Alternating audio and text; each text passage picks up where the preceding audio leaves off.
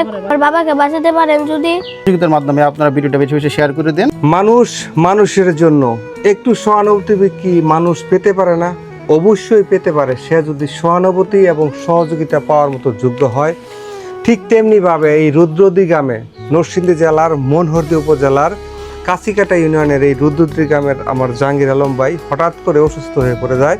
পরবর্তীতে ডাক্তারের শরণাপন্ন হওয়ার পরে ঢাকা হসপিটালে যাওয়া জাতীয় হৃদরোগ ইনস্টিটিউটে যাওয়ার পরে ডাক্তাররা বলে তাকে ইমার্জেন্সি একটা হার্টের রিং পরাতে হবে, যার এই রিং পরানোর যে দায় মানে টাকা তার পক্ষে সম্ভব নয়। আপনারা যেই বসত বাড়িটা দেখতেছেন শুধু তার এইটুকু সম্বলই রয়েছে যে তার জমি বা কোনো সম্পদ বিক্রি করে তার পক্ষে চিকিৎসা করা সম্ভব নয়। তার একটি ছেলে এবং একটি মেয়ে সন্তান রয়েছে।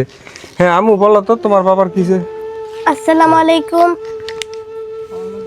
আমার বাবার হার্টের সমস্যা হয়েছে। আমার বাবার টাকা পয়সা নাই দেখে আমরা চিকিৎসা করতে পারিনি, তার জন্য ঢাকা থেকে নিয়ে এসে পড়েছি। আপনারা যদি সাহায্য করতে পারেন, আমার বাবাকে বাঁচাতে পারেন যদি। হ্যাঁ আপনারাই পারেন এই যে একটি মেয়ে এবং একটি ছেলেকে এতিম হওয়ার থেকে রক্ষা করতে। বাকিটা আল্লাহর ইচ্ছে অবশ্যই। তবে চিকিৎসা স্বাস্থ্য সেবা পাওয়া কিন্তু প্রত্যেকেরই অধিকার, যেটা সে কিন্তু তার অর্থের অভাবে সে একটা রিং পরাতে পারবে না তা কিন্তু হয় না। আপনারা যদি পারেন একটু সহযোগিতা করতে পারেন, একটু সহযোগিতা করলে উনি ওনার সুস্থ জীবন ফিরে পেতে পারে এবং ওনার স্ত্রী সন্তান মা বাবা এবং সন্তানদের নিয়ে এই পৃথিবীতে সুস্থভাবে বেঁচে থাকতে পারে। জাহাঙ্গীর ভাই কিছু কথা বলতে পারেন? হ্যাঁ কথা।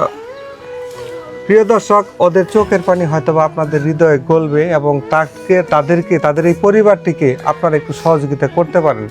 আমরা কোনো নিছক আপনাদের কাছে কোনো সহযোগিতার কথা চাচ্ছি না, বরং এই চিকিৎসা পারপাস আপনাদের কাছে একটু সহযোগিতা চাচ্ছি।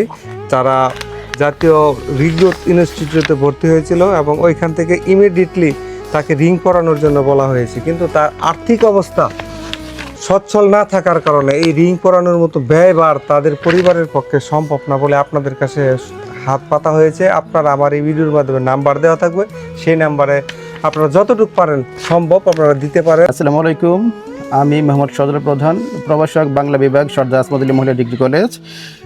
এই পরিবারের জাহাঙ্গীর যে অসুস্থ, তিনি একমাত্র বাড়ির কর্তা ব্যক্তি যার উপার্জনের বাড়িটা চলতো।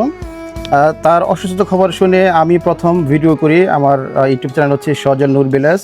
করার পর থেকে মোটামুটি এলাকা থেকে এবং দেশ বিদেশে অনেক ভাইয়েরা, অনেক প্রবাসী ভাই বোনেরা মোটামুটি এই পর্যন্ত 20 থেকে 25,000 টাকা পাঠিয়েছে এবং এই পরিবারের কাছে টাকাগুলো দেওয়া হয়েছে।